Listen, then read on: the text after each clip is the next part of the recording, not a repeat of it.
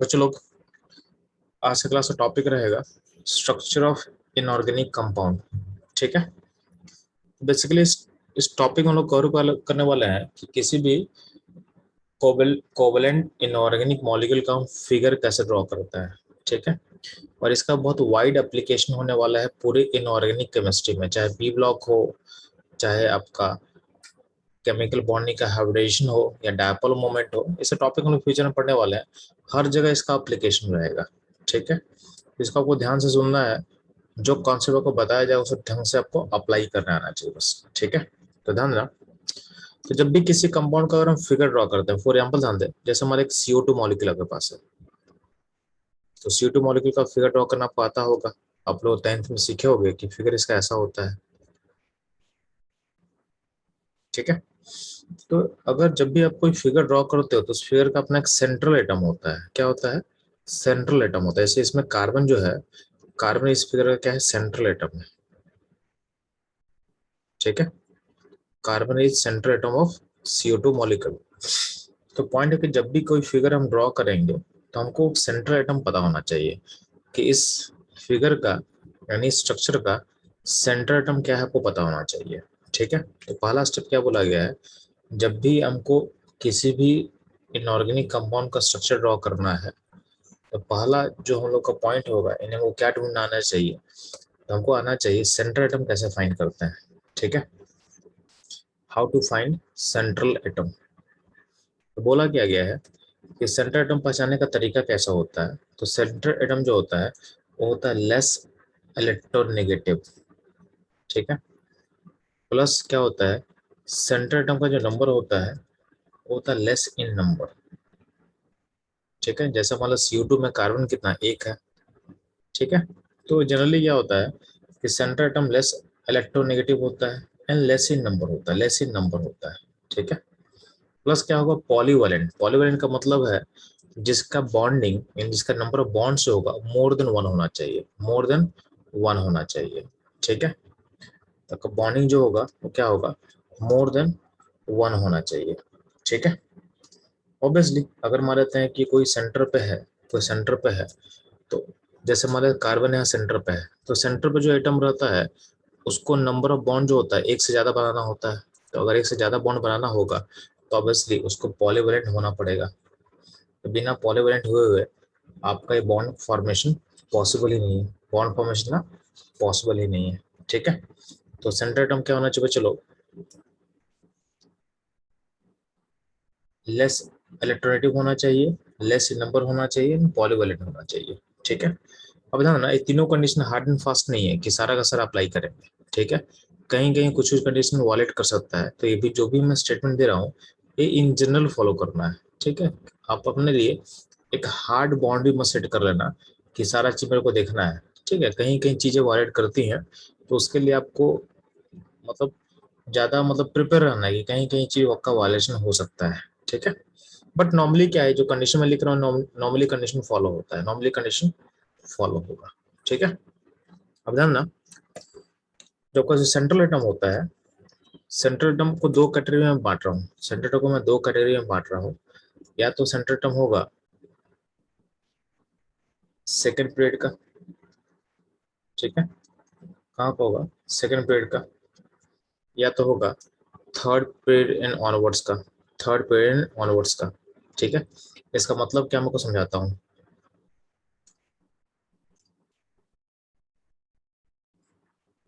तो चलो ध्यान देंगे। तो हम लोग डिस्कशन कर रहे थे कि हमारे सेंट्रल एटम होगा वो थर्ड पीरियड का होगा या ऑनवर्ड्स होगा, या तो होगा सेकेंड पीरियड का, या तो होगा सेकेंड पीरियड का। इसका मतलब समझोगे? आपके सामने मैं पीरियोडिक टेबल को शेयर कर रहा हूँ। तो पीरियोडिक टेबल में आप ध्यान देना। सेकेंड पीरियड का मतलब क्या होता है जी? सेकेंड पीरियड का मतलब होता है ये वाला area, lithium beryllium boron carbon nitrogen, ये सारा होगा। ठीक है। अब ध्यान देना, चूंकि हम बात करें कोवेलेंट बॉन्ड का, चूंकि हम बात करें कोवेलेंट बॉन्ड का, तो कोवेलेंट बॉन्ड बनाता कौन है? तो ये बनाता है बेसिकली नॉन मेटल। तो सेकंड पीरियड में नॉन मेटल कौन कौन होगा जी? तो हम यहाँ का मैं बात कर रहा हूँ। नोबल गैस को छोड़ देना, क्योंकि नोबल गैस बॉन्ड नहीं बनाएगा, क्योंकि वो स्टेबल होता है तो उसको बॉन्ड नहीं बनाता है। बेसिकली सेकंड पीरियड में अगर मैं बात कर रहा हूँ तो मैं बात कर रहा हूँ boron, carbon, nitrogen, oxygen, fluorine का। लिथियम बेरिलियम चूंकि आयनिक बॉन्ड बनाता है तो वहां पे मेरा अभी ज्यादा फोकस नहीं है, ठीक है। तो आपका जो सेंट्रल एटम होगा या तो सेकंड पीरियड से बिलोंग करेगा या तो बिलोंग करेगा थर्ड पीरियड एंड ऑनवर्ड्स। तो थर्ड पीरियड ऑनवर्ड्स में मेरा फोकस रहेगा नॉन मेटल्स। तो नॉन मेटल्स मतलब मैं नीचे का बात कर रहा हूँ, नीचे मतलब जिसको मैं ब्लू कलर से मार्क कर दे रहा हूँ, ध्यान सुनना। ये नीचे का मैं बात कर रहा हूँ, ये होगा थर्ड पीरियड या ऑनवर्ड्स। थर्ड हो गया, फोर्थ हो गया, फिफ्थ हो गया, सिक्स हो गया, सो ऑन, ठीक है। तो आपका जो सेंट्रल एटम होगा उसको मैं दो कैटेगरी में बांटा हूँ। दो कैटेगरी क्या क्या है, तो या तो ये होगा सेकंड पीरियड का, या तो होगा थर्ड पीरियड या ऑनवर्ड्स का पॉसिबल है, ठीक है। ये दो कैटेगरी में बांटने का लॉजिक क्या होता है, ध्यान सुनना आप लोग। लॉजिक क्या इसका है, क्योंकि अगर आप और कॉन्फ़िगरेशन पता है तो पता है कि third shell and second shell में, तो सेकंड सेल में क्या होता है, सेकंड सेल में 2s and 2p orbitals, 2p subshell होता है, 2s and 2p subshell possible है, ठीक है।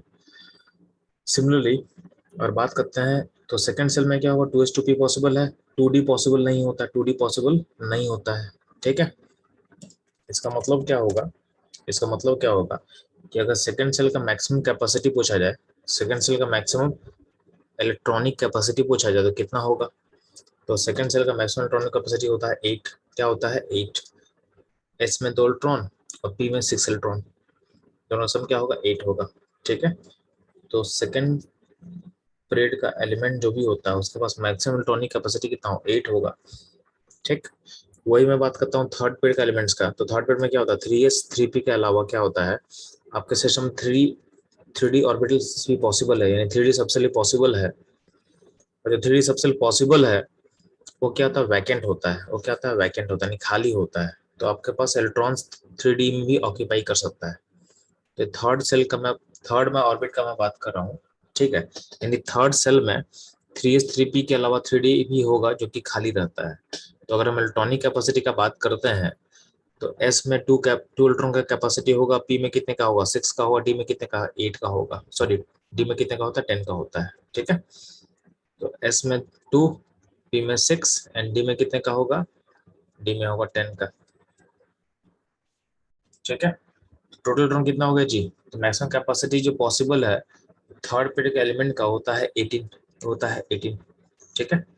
तो ये जो 3D का जो खेल है ना, ये जो वैकेंट डी का खेल है, इसके कारण ही हम दोनों को अलग अलग किए हुए हैं, ठीक है। सेकंड पीरियड एलिमेंट्स में डी ऑर्बिटल होगा नहीं, और थर्ड पीरियड से उसके नीचे वाले एलिमेंट्स में आपके पास डी होगा और खाली होगा। तो डी और खाली होगा तो क्या होगा, उसका जो इलेक्ट्रॉनिक कैपेसिटी है वो एक्सपैंड कर जाता है, वो एक्सपैंड कर जाता है, ठीक है। तो आप लोग 10th में सीखे होंगे ऑक्टेट रूल, ऑक्टेट रूल।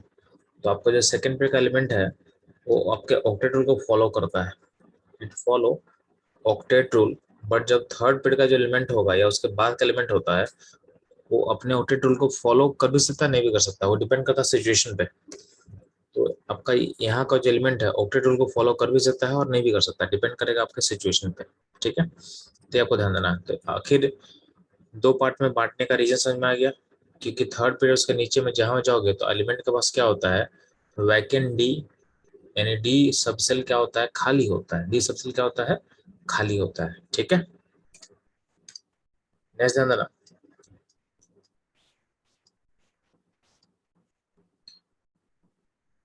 मैं बात कर रहा हूँ इलेक्ट्रोनेगेटिविटी का, ठीक है, इलेक्ट्रोनेगेटिविटी का।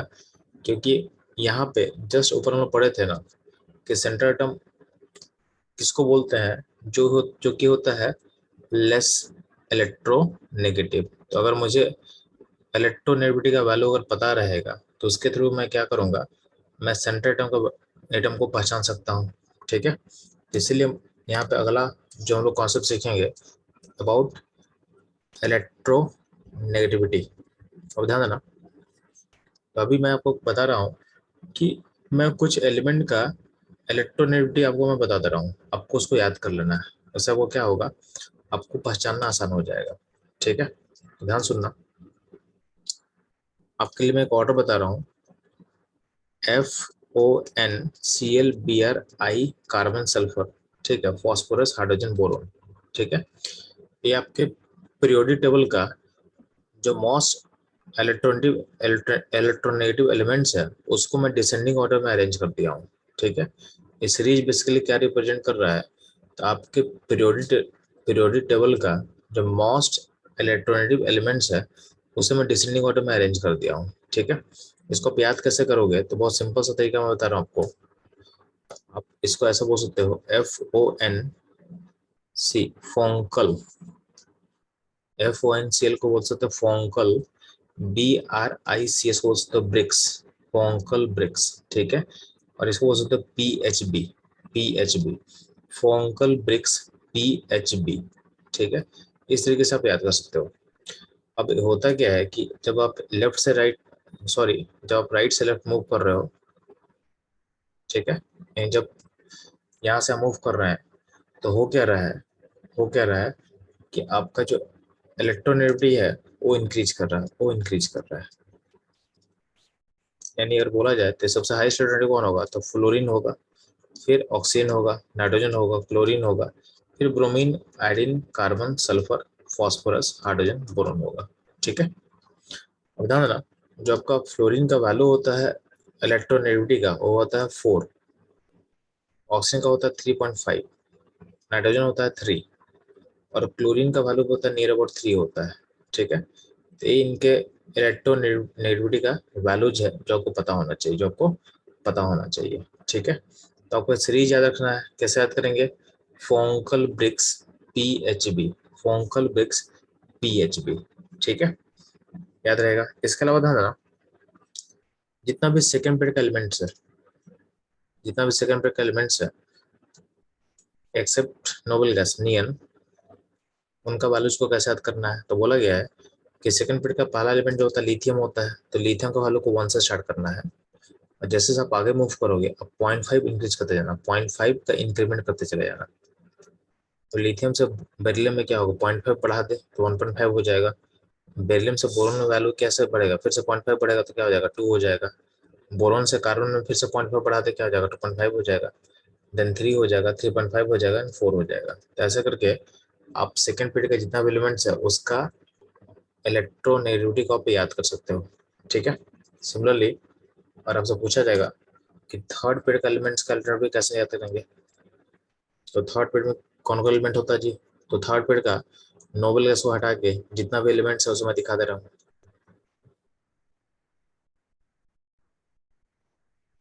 ठीक है, sodium, magnesium, aluminium, silicon, phosphorus, sulphur, chlorine. ठीक है, हाँ ना, जो सोडियम का वैल्यू होता है वो होता है 0.9, क्या होता है, 0.9। ठीक, बाकी क्या करना, बाकी यहाँ से जब मूव करोगे तो 0.3 का इंक्रीमेंट करना हर जगह। तो सोडियम को 0.9 से स्टार्ट करोगे आप, मैग्नीशियम का में क्या होगा 1.2 हो जाएगा, अल्यूमिनियम क्या हो जाएगा 1.5 हो जाएगा, सिलिकॉन क्या हो जाएगा 1.8 हो जाएगा, फॉस्फोरस क्या हो जाएगा 2.1 हो जाएगा। यानी यहाँ तक आपको हर जगह 0.3 का इंक्रीमेंट करना था, 0.3 का आपको इंक्रीमेंट करना था। ठीक है, बस ध्यान देना, फॉस्फोरस से जब सल्फर मूव करते हो तो वहां पे आपको बस 0.4 का इंक्रीमेंट करना है, यानी सल्फर का वैल्यू हो जाएगा 2.5, और सल्फर से क्लोरीन मूव करते तो वहां पे आपको 0.5 का इंक्रीमेंट करना है, यानी इसका वैल्यू हो जाएगा 3। तो आपको ये ध्यान देना है। ठीक है, आपको ये ध्यान देना है। ठीक है,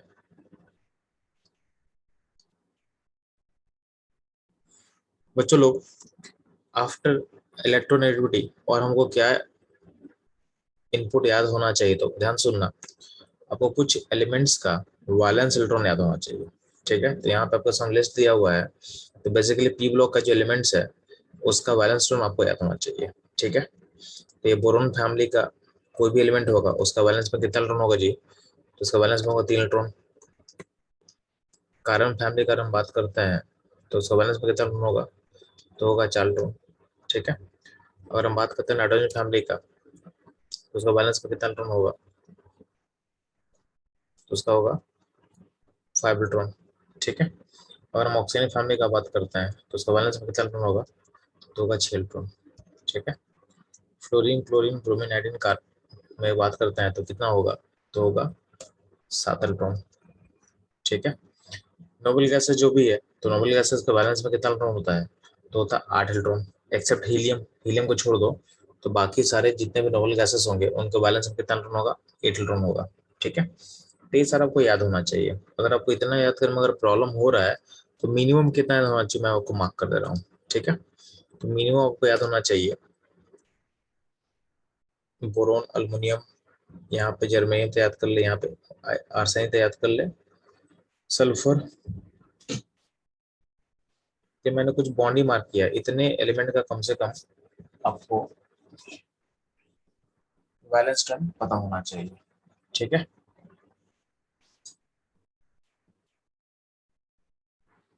तो चलो आप लोगों को वैलेंस इलेक्ट्रॉन याद हो चुका है, ठीक है। तो ध्यान सुनना, तो सबसे पहले हम लोग मूव करते हैं उन उस एलिमेंट का स्ट्रक्चर बनाना जो एलिमेंट बिलोंग करता है, जब सेंट्रल एटम, जब सेंट्रल एटम बिलोंग करेगा थर्ड पीरियड या ऑनवर्ड्स में, तो उस केस में हम स्ट्रक्चर कैसा बनाते हैं। जब सेंट्रल एटम थर्ड पीरियड का होगा या उसके ऑनवर्ड्स का होगा, तो आप स्ट्रक्चर को ड्रॉ कैसे करते हो, ठीक है। तो ध्यान देना, यहाँ पे कुछ रूल्स दिया हुआ है, रूल्स ही इंपॉर्टेंट है, उसको अप्लाई कैसे करना है, रूल्स जानना भी है लेकिन उससे इंपॉर्टेंट होता है उसको अप्लाई कैसे करना है, ठीक है। तो मैं रूल्स को मैं रीड कर दे रहा हूँ, रूल्स को मैं अप्लाई करके सिखाऊंगा आपको, ठीक है। तो ध्यान सुनना, पहला काम क्या करना है, जब भी किसी भी कोई फिगर देगा तो पहला काम क्या करना कि सेंट्रल एटम पता करना कि सेंट्रल एटम कौन है। तो पहला रूल क्या बोला गया है, right central atom with its valence electron, ठीक है। तो सेंट्रल एटम को उसके वैलेंस इलेक्ट्रॉन के साथ लिखोगे, ठीक है। पहला रूल ये बोलता है। सेकेंड रूल क्या बोल रहा है, right surrounding atom around central atom, ठीक है। आपको सराउंडिंग एटम लिखना है around central atom and try to complete octet of surrounding atom, try to complete octet of surrounding atom by using bond with central atom, यानी surrounding atom का octet पूरा करना है using bond with central atom, ठीक है। ये ध्यान देना है। और जब आप ऐसा कर रहे होगे तो don't focus on octet of central atom, ठीक है। तो लिखा हुआ है while doing so don't focus on octet of central atom, ठीक है। क्यों ऐसा बोला गया है, क्योंकि जब भी आपका सेंट्रल एटम थर्ड पीरियड या ऑनवर्ड्स का होगा उस केस में क्या होता है कि 3s भी होता है उसके पास, 3p भी होता है, 3d भी होता है, यानी वैकेंट ही खाली होता है। तो अगर वैकेंट ही खाली रहेगा तो क्या होगा, उसका ऑक्टेट क्या हो सकता है, उसमें जो कैपेसिटी है वो 8 इलेक्ट्रॉन यानी 8 इलेक्ट्रॉन से ज्यादा हो सकता है, उसका कैपेसिटी 8 इलेक्ट्रॉन से ज्यादा हो सकता है। इसलिए बोला गया है कि it can expand it's octet, यानी इसका कैपेसिटी 8 से ज्यादा हो सकता है यूजिंग वैकेंट डी ऑर्बिटल, यानी वैकेंट डी ऑर्बिटल का यूज करके उसका जो कैपेसिटी है वो 8 से एक्सीड कर सकता है, ठीक है। इसलिए बोला गया है कि सेंट्रल एटम अगर थर्ड पीरियड का हो गया ऑनवर्ड्स का होगा तो उस एटम के लिए आपको ऑक्टेट रूल को फॉलो नहीं करना है, यानी उसके 8 को पूरा करने का जो रूल होता है ना उसको आपको फॉलो नहीं करना है, ठीक है। ये ध्यान देना, यानी पहला रूल मैं बता दिया आपको कि सेंट्रल एटम आपको लिखना है। सेकेंड रूल क्या बोला गया है, आपको लिखना है सराउंडिंग एटम और सराउंडिंग एटम का ऑक्टेट को पूरा करना है। थर्ड रूल में क्या बोला गया है कि सराउंडिंग एटम का ऑक्टेट को पूरा करना है, लेकिन उस प्रोसेस में जो आप बॉन्ड बनाओगे विद सेंट्रल एटम, ठीक है, ये सराउंडिंग का जो ऑक्टेट पूरा होगा होगा with forming bond with central atom, तो उस प्रोसेस में सेंट्रल एटम का ऑक्टेट जो है उसको आपको देखना नहीं है, वो उससे आगे जा सकता है, यानी सेंट्रल एटम अपने ऑक्टेट को वायलेट कर सकता है, यानी उसको एक्सीड कर सकता है, ठीक है। उसमें कोई प्रॉब्लम नहीं होना चाहिए आपको, ठीक है। इसके अलावा क्या बोला हुआ आपको कि अगर आपके मॉलिक्यूलर फॉर्मूला में अगर हाइड्रोजन एंड ऑक्सीजन होगा, अगर आपके मॉलिक्यूलर फॉर्मूला में अगर आपके पास H और O होगा, then try to form maximum OH bond with central atom, ठीक है। तो जब भी आपके पास H और O होगा तो try to form maximum OH bond with central atom, ठीक है। अब इसको मैं अप्लाई करके आपको दिखाता हूँ, इसको मैं अप्लाई कर रहा हूँ, अब ध्यान सुनना। जैसे फॉर एग्जाम्पल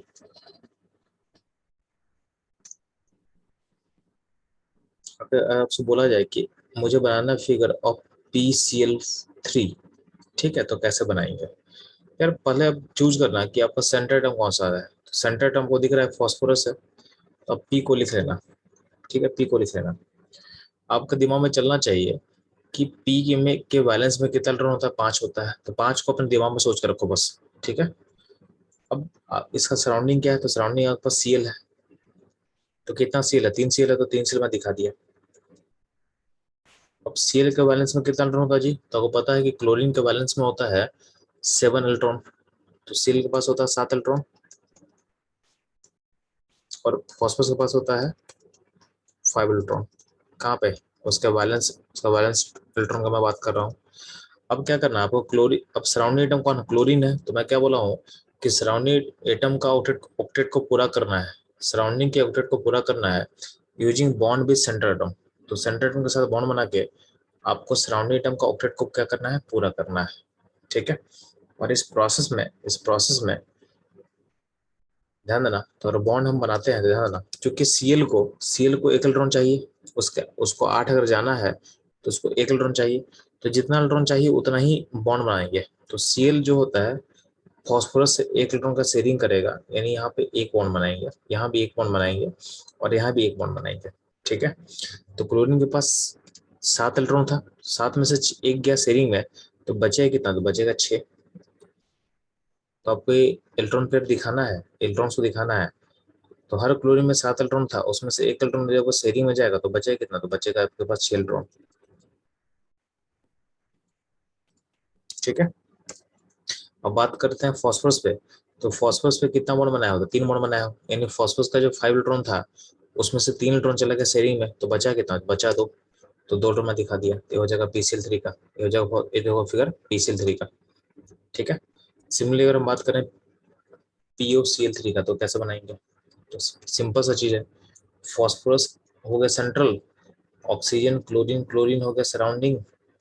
आपको पता है कि क्लोरीन को चाहिए 1 इलेक्ट्रॉन, यानी बनाएगा सिंगल बॉन्ड, और ऑक्सीजन के पास वैलेंस में कितना होता है ये, तो ऑक्सीजन के पास वैलेंस में 6 इलेक्ट्रॉन होता है, तो उसको ऑक्टेट के लिए कितना इलेक्ट्रॉन चाहिए, 2 इलेक्ट्रॉन चाहिए, तो ये बनाएगा डबल बॉन्ड, ये बनाएगा डबल बॉन्ड, तो बनाएगा डबल बॉन्ड। ठीक है। अब डबल बॉन्ड फॉर्मेशन के बाद ध्यान देना, क्लोरीन में, ठीक है, तो क्लोरीन में 6 इलेक्ट्रॉन था, उसमें से एक गया बॉन्ड में, तो बचा कितना, तो बचेगा, मतलब 7 था, 7 में से एक गया बॉन्ड में, तो बचा कितना, बचा हुआ 6। तो एवरी क्लोरीन पे 6 इलेक्ट्रॉन बचा हुआ रहेगा। हम बात करते हैं ऑक्सीजन का, तो ऑक्सीजन में ध्यान देना, ऑक्सीजन में कितना इलेक्ट्रॉन होता है, 6 इलेक्ट्रॉन होता है, 6, यानी उसके पास कितना इलेक्ट्रॉन और चाहिए, 2 इलेक्ट्रॉन चाहिए, तो ये डबल बॉन्ड बना लिया। तो जो डबल बॉन्ड फॉर्म करेगा, तो उसमें 2 इलेक्ट्रॉन ऑक्सीजन का भी चला जाएगा शेयरिंग करने के लिए। डबल बॉन्ड में क्या होगा, 2 इलेक्ट्रॉन होगा फॉस्फोरस का और 2 इलेक्ट्रॉन होगा ऑक्सीजन का। तो ऑक्सीजन एटम पे कितना इलेक्ट्रॉन बचेगा जी, तो 6 इलेक्ट्रॉन था, इन 6 इलेक्ट्रॉन था उसके पास, उसमें 2 गया बॉन्ड बनाने में, तो बचा कितना, बचेगा 4। तो उसको पेयर के फॉर्म में दिखा देंगे इस तरह से, ये हो गया आपका POCl3 का फिगर। ठीक है। और आपसे पूछा जाएगा SO2Cl2 का फिगर कैसा होगा, तो बहुत सिंपल है, इसमें सेंटर एटम कौन सा जी, तो sulphur is centre atom, sulphur is centre atom, तो सल्फर को मैं सेंटर में बना दिया। बाकी सारा क्या है, सराउंडिंग है, तो बाकी सारा क्या है, सराउंडिंग है।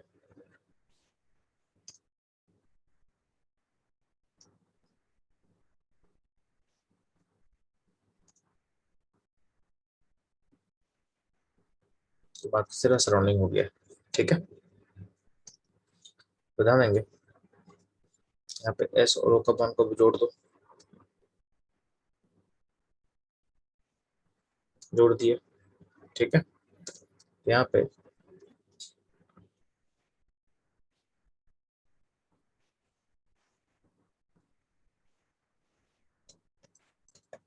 ठीक है, तो जब ऑक्सीजन का 2 बॉन्ड बनेगा तो उसके पास 4 इलेक्ट्रॉन बचेगा, तो ऑक्सीजन के पास 4 इलेक्ट्रॉन दिखा दिए। क्लोरीन जब सिंगल बॉन्ड बनाएगा तो उसमें उसका 1 इलेक्ट्रॉन चला जाएगा शेयरिंग करने के लिए, तो बचेगा 6 इलेक्ट्रॉन, जो उसमें दिखा दिया हूँ। ठीक है। सल्फर के ऊपर कितना इलेक्ट्रॉन था, तो सल्फर का बैलेंस में 6 इलेक्ट्रॉन होता है, सल्फर के बैलेंस में कितना इलेक्ट्रॉन होता है, 6 इलेक्ट्रॉन होगा। तो यहाँ पे सल्फर बॉन्ड कितना बनाया हुआ है, तो इस फिगर में सल्फर बनाया हुआ 6 बॉन्ड बना चुका है।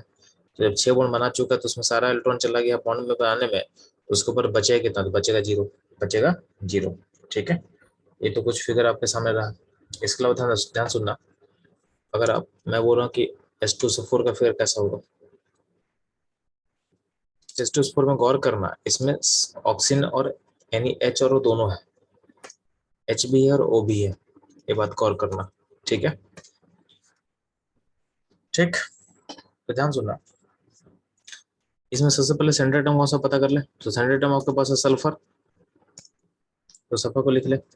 अब हम क्या बोले थे कि जब भी आपके पास H और O रहेगा तो आप लोग क्या करना है, आपको ट्राई करना मैक्सिमम OH का, मैक्सिमम मैक्सिमम OH बॉन्ड बनाना है आपको, मैक्सिमम OH बॉन्ड बनाना है। ठीक है, OH bond with central atom, तो सेंट्रल एटम के साथ क्या बनाना है, OH बॉन्ड। तो OH बॉन्ड में क्या होता है, O का वैलेंसी पूरा हो जाता है, जो O है इसमें, OH में जो O है वो दो बॉन्ड बना चुका है ऑलरेडी, और जो हाइड्रोजन है वो सिंगल बॉन्ड बना चुका है, तो इनका ऑक्टेट और डुएट क्या होता है, हो चुका है, पूरा हो चुका है। ठीक है, तो आप जब OH बनाते हो तो वो चीज क्या होगा, पूरा पूरी तरह से अपना सिस्टम को, यानी ऑक्सीजन और जो हाइड्रोजन है OH का, उसका वैलेंसी सेटिस्फाई हो जाता है। ठीक है, तो अगर बात करते हैं H2SO4 का, तो इसमें कितना OH बनेगा जी, मैक्सिमम, इसमें मैक्सिमम OH बनेगा दो, दो OH बनेगा, क्योंकि हाइड्रोजन दो है और ऑक्सीजन चार है, तो मैक्सिमम OH कितना बनेगा, दो OH बनेगा, तो दो OH मैं बना देता हूँ। अब जो OH का जो ऑक्सीजन है उसमें दो बॉन्ड बना हुआ है, तो बचेगा कितना इलेक्ट्रॉन, तो बचेगा उसमें चार इलेक्ट्रॉन बचेगा। अब यहाँ पे दो ऑक्सीजन बचा हुआ है, दो ऑक्सीजन जो बचा हुआ है उसको मैं ऊपर नीचे में दिखा दे रहा हूँ। ठीक है, तो दिखाएंगे तो क्या होगा,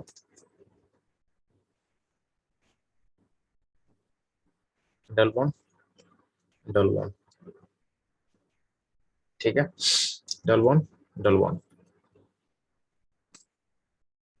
तो अल्टीमेटली ऊपर वाला ऑक्सीजन में कितना इलेक्ट्रॉन बचेगा, तो दो बॉन्ड में तो दो इलेक्ट्रॉन बचेगा, चार इलेक्ट्रॉन बचेगा, और नीचे भी चार इलेक्ट्रॉन बचेगा, यानी इसको दो पेयर में दिखा रहे हैं। जब इलेक्ट्रॉन जो बचता है ना, उसको पेयर के फॉर्म में दिखाया जाता है। ठीक है, सल्फर के ऊपर कितना बॉन्ड बन चुका है, तो सल्फर के ऊपर बन चुका है 6 बॉन्ड, तो उसमें इलेक्ट्रॉन बचेगा नहीं, उसमें इलेक्ट्रॉन बचेगा नहीं। ठीक है, ये ध्यान देना, सिमिलरली ध्यान देना। अगर आपसे पूछा जाएगा कि मुझे बनाना है HClO का फिगर, तो HClO में सेंट्रल एटम कौन सा होगा जी, तो दिख रहा है, ध्यान देना, सुनना। आपका जो हाइड्रोजन होता है ना, हाइड्रोजन, हाइड्रोजन कभी भी सेंट्रल एटम नहीं होता, क्योंकि हाइड्रोजन का वैलेंसी एक ही होता है, एक ही बॉन्ड बना सकता है, तो हाइड्रोजन को कभी भी सेंट्रल एटम मत देना। Hydrogen never, never act as central atom, क्योंकि हाइड्रोजन का सिंगल वैलेंसी होता है, इसको कभी आप सेंटर पे प्लेस मत करना। ठीक है, तो HClO में ध्यान देना सेंटर एटम कौन सा होगा, तो क्लोरीन होगा, तो क्लोरीन हो गया। अब चूंकि फिगर में H और O दोनों है, तो आपके पास एक OH बॉन्ड बनेगा, तो एक OH बॉन्ड बन जाएगा। ऑक्सीजन का वैलेंस, ऑक्सीजन में कितना वैलेंस, वैलेंस में कितना इलेक्ट्रॉन होता है, 6 होता है, 6 में से दो क्या बॉन्ड बना, तो बचेगा कितना, बचेगा 4। क्लोरीन के पास 7 इलेक्ट्रॉन होता है, उसमें से अगर एक गया बॉन्ड बना तो बचेगा कितना, बचेगा 6। ठीक है, सिमिलरली अगर आपसे बोला जाएगा HClO2 का फिगर कैसे बनेगा जी, तो बहुत सिंपल है। HClO2 में सेंट्रल एटम कौन सा होगा जी, तो सेंट्रल एटम होगा क्लोरीन। ठीक है, तो क्लोरीन सेंट्रल एटम होगा, तो क्लोरीन बना देते हैं, उसमें कितना OH बॉन्ड बनेगा जी, तो एक H है और दो OH है, तो एक एक OH बॉन्ड फॉर्म करेगा, तो एक OH बॉन्ड फॉर्म कर गया। ठीक है, और एक ऑक्सीजन बचा हुआ है, तो एक ऑक्सीजन जो बचा हुआ है वो क्लोरीन के साथ बनाएगा डबल बॉन्ड, तो आपका O के ऊपर कितना है, तो O के ऊपर दो इलेक्ट्रॉन का पेयर आ गया, और क्लोरीन के ऊपर क्या है, तो क्लोरीन में 7 इलेक्ट्रॉन था ना, 7 में से कितना बॉन्ड बना, 3 बॉन्ड बनाया है। क्लोरीन एटम का बॉन्ड का नंबर कितना है जी, 3 है, तो 3 है तो बचेगा कितना इलेक्ट्रॉन, तो बचेगा आपके पास 4 इलेक्ट्रॉन बचेगा, तो उसको दो पेयर में दिखा दे रहा हूँ। ये हो गया आपका HClO2 का फिगर, ये हो गया आपका HClO2 का फिगर। ठीक है, सिमिलरली आप ट्राई करोगे HClO3 का, फिर से सेंट्रल एटम कौन सा होगा जी, तो सेंट्रल एटम फिर से होगा क्लोरीन। इसमें कितना OH बॉन्ड बनाएंगे आप, तो एक H है, तीन O है, मतलब एक OH बॉन्ड बनेगा, तो एक OH बॉन्ड बन गया आपके पास। बचा तो ऑक्सीजन, जो बचा तो ऑक्सीजन है वो दोनों बनाएगा क्लोरीन के साथ डबल बॉन्ड, तो उनके ऊपर 4 इलेक्ट्रॉन बचेगा। और Cl है, तो Cl में ध्यान देना, अगर पास 5 इलेक्ट्रॉन, 5 बॉन्ड है, तो क्या होगा उसमें, एक एक पेयर क्या होगा, एक पेयर बचेगा। ठीक है, एक पेयर बचेगा। ठीक है, जैसे वो इस तरह से आपको सोचना है, इस तरह से आपको सोचना है। ठीक है,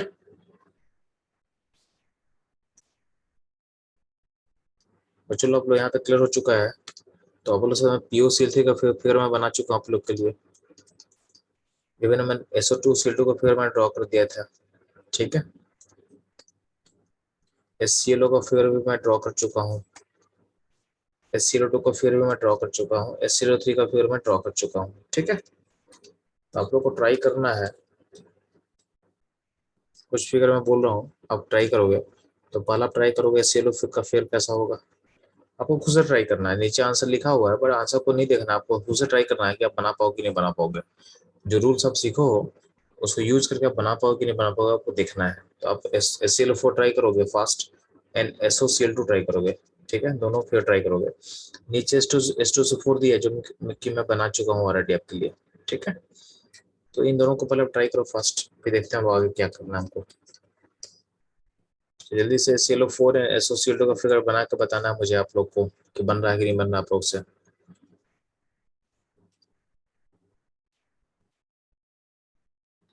HClO4 में बच्चे लोग क्या करेंगे, पहला काम करेंगे सेंटर एटम कौन सा पता कर लेंगे। तो सेंटर एटम क्या होगा, क्लोरीन होगा। क्लोरीन के बगल में चूंकि इस फिगर में H और O दोनों है, तो H का नंबर 1 है और O का नंबर 4 है, तो इसमें मैक्सिमम OH कितना बन सकता है, तो मैक्सिमम OH बन सकता है 1, तो 1 OH बना दिया। ठीक है, और बचा क्या है, बचा 3 O है, तो 3 O में क्या होगा, सारा O जो है क्लोरीन के साथ बनाएगा डबल बॉन्ड, क्योंकि सारे O को अपना ऑक्टेट क्या पूरा करना है, बनाएगा। तो सबके चूंकि सारे पे वैलेंस इलेक्ट्रॉन 6 होता है, तो 2 बॉन्ड बनाने के बाद कितना इलेक्ट्रॉन बचेगा, तो बचेगा सब पे 4 इलेक्ट्रॉन बचेगा। बात करते हैं क्लोरीन का, तो क्लोरीन में वैलेंस में होता है 7 इलेक्ट्रॉन।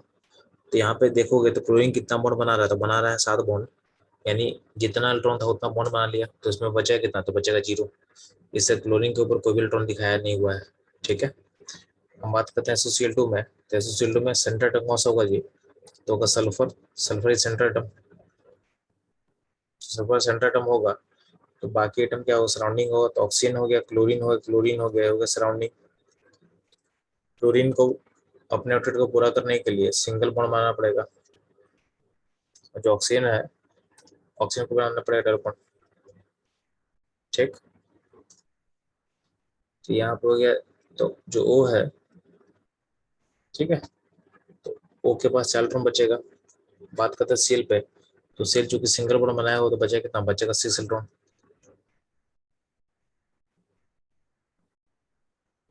बात करते हैं सल्फर का, तो सल्फर में क्या होगा, 4 बॉन्ड होगा। ठीक है, तो सल्फर के बैलेंस में कितना इलेक्ट्रॉन होता है जी, 6 इलेक्ट्रॉन होता है। तो 6 में से 4 का बॉन्ड बनने हो तो बचेगा कितना, तो बचेगा 2 इलेक्ट्रॉन बचेगा, 2 इलेक्ट्रॉन बचेगा, जिसको आपको दिखाना है, जिसको आपको दिखाना है। ठीक है, तो ये रहेगा चलो आपके पास SOCl2 का फिगर। ठीक है, SOCl का फिगर हम लोग ऑलरेडी ड्रॉ कर चुके हैं, तो हम लोग आगे मूव करते हैं, हम लोग आगे मूव करेंगे।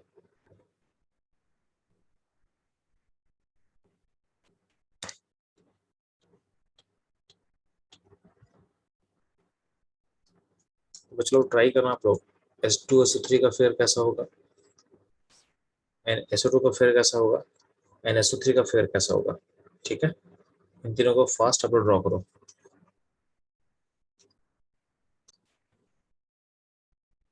तो बच्चों ध्यान दोगे, H2SO3 में आप देखोगे सेंटर एटम कौन सा है, तो सल्फर होगा सेंटर एटम आपका। अब चूंकि इस फिगर में 2 H और 3 ऑक्सीजन है, तो इसका मतलब इसमें कितना मैक्सिमम OH पॉसिबल है, तो मैक्सिमम OH 2 पॉसिबल है, 2 OH आप बना देना। अब बचा एक ऑक्सीजन, जो बनाएगा सल्फर के साथ डबल बॉन्ड बनाएगा। तो सल्फर के ऊपर चूंकि सल्फर का बैलेंस में कितना होता है, 6 इलेक्ट्रॉन होता है, तो 2 इलेक्ट्रॉन उसके ऊपर बचा हुआ रहेगा। ठीक है, तो ये हो गया आपका H2SO3 का फिगर। नहीं ध्यान, SO2 में सेंटर एटम क्या होगा, सल्फर होगा, और 2 ऑक्सीजन है जो कि बनाया डबल बॉन्ड बनाएगा, तो ऑक्सीजन के ऊपर 4 इलेक्ट्रॉन बचेगा, और सल्फर के ऊपर 2 इलेक्ट्रॉन बचेगा। ठीक है, SO3 में क्या होगा, सल्फर इज सेंटर एटम, और 3 ऑक्सीजन होगा, तो तीनों बनाया डबल बॉन्ड इसके साथ, तो जो भी ऑक्सीजन है उसके ऊपर 4 इलेक्ट्रॉन का बचेगा, और सल्फर चूंकि 6 बॉन्ड बना चुका है, तो उसके ऊपर एक भी इलेक्ट्रॉन बचेगा नहीं। ठीक है, ये होगा इनका फिगर।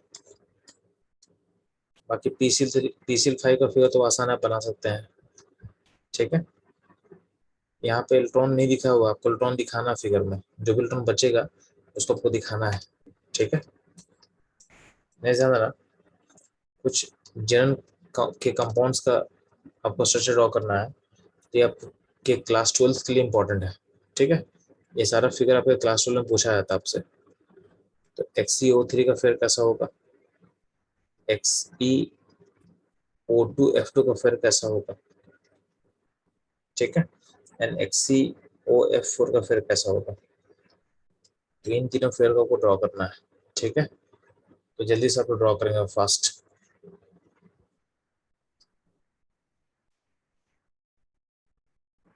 बच्चों लोग XeO3 का फिगर कैसा बनेगा, तो ध्यान सुनना। तो Xe के बैलेंस में कितना इलेक्ट्रॉन होता है, तो Xe एक नोबल गैस है, तो इसका बैलेंस में कितना इलेक्ट्रॉन होगा, 8 इलेक्ट्रॉन होगा। तो यहाँ पे 3 ऑक्सीजन को दिखा दोगे, और हर ऑक्सीजन को 2 बॉन्ड चाहिए, तो 2 इलेक्ट्रॉन चाहिए तो 2 बॉन्ड बना लेगा हर ऑक्सीजन, ठीक है। तो हर O के पास क्या होगा, 4 इलेक्ट्रॉन बचेगा, और Xe के पास 8 इलेक्ट्रॉन था, तो 8 में से 6 क्या बॉन्ड बनाना है, तो बचा कितना, जो बचेगा 2 इलेक्ट्रॉन बचेगा उसके पास, ठीक है। सिमिलरली XeO2F2 में क्या होगा, तो XeO2F2 में Xe के पास बैलेंस में कितना इलेक्ट्रॉन है, 8 है। तो जितना भी आपके पास O और F है उसका ऑक्टेट को पूरा कर ले, ठीक है। तो हर O के पास 4 इलेक्ट्रॉन बचेगा, और हर F के पास 6 इलेक्ट्रॉन बचेगा। आपका Xe में चूंकि 8 इलेक्ट्रॉन होता है, तो 8 में से 6 का बॉन्ड माना, तो बचा कितना, तो बचेगा 2 इलेक्ट्रॉन बचेगा इसके पास, Xe के पास, ठीक है। हम लोग बात कर रहे हैं XeOF4 का, तो इसमें Xe है, O है, ठीक है, बाकी F रहेगा, तो बॉन्ड वाले F के साथ जितना ही फ्लोरीन है उसमें कितना होगा, 6 इलेक्ट्रॉन बचेगा,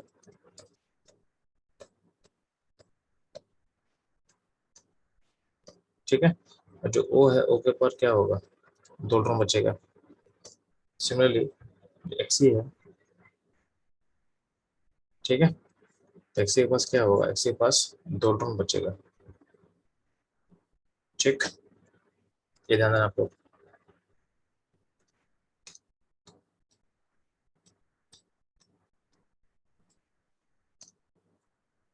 अगला पॉइंट है H2CO3 एंड H3PO4। H2CO3 में सेंट्रल कौन सा होगा, कार्बन होगा। तो कार्बन के पास कितना OH बनेगा, तो यहाँ पे 2 H और 3 O है, मतलब 2 OH बना देना आप, ठीक है। और एक O के साथ डबल O बन जाएगा, और आपके ऑक्सीजन पे क्या होगा, हर ऑक्सीजन पे 4 इलेक्ट्रॉन बचा हुआ रहेगा। कार्बन के बैलेंस में 4 इलेक्ट्रॉन होता है, तो 4 का 4 कंज्यूम हो चुका है, तो इसका कोई आप इलेक्ट्रॉन नहीं लिखोगे। सिमिलर में बात करेंगे फॉस्फोरिक एसिड का, यानी H3PO4 का, तो P जब सेंट्रल एटम, इसमें 3 OH पॉसिबल है, 3 OH हम बना देंगे, और एक O बचेगा, जो बनाएगा डबल O बनाएगा। अब सारे ऑक्सीजन पे क्या होगा, 4 इलेक्ट्रॉन बचा हुआ रहेगा, क्योंकि फॉस्फोरस के पास 5 इलेक्ट्रॉन होता है वैलेंस में, और यहाँ 5 बॉन्ड बनाया जा चुका है, तो इसका इलेक्ट्रॉन क्या होगा, तो इलेक्ट्रॉन जीरो बचेगा, इलेक्ट्रॉन जीरो बचेगा, ठीक है। ये ध्यान देना आप लोग।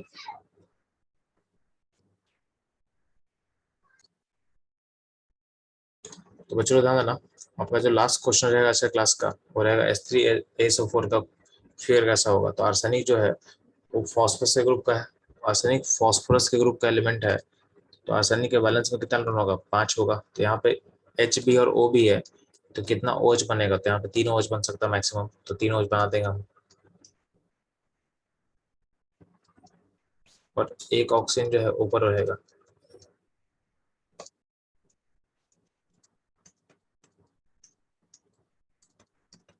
ठीक है।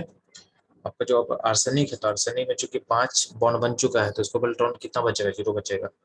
ये आपका फिगर बन चुका है, ठीक है। तो चलो आज का क्लास यहीं पे होगा।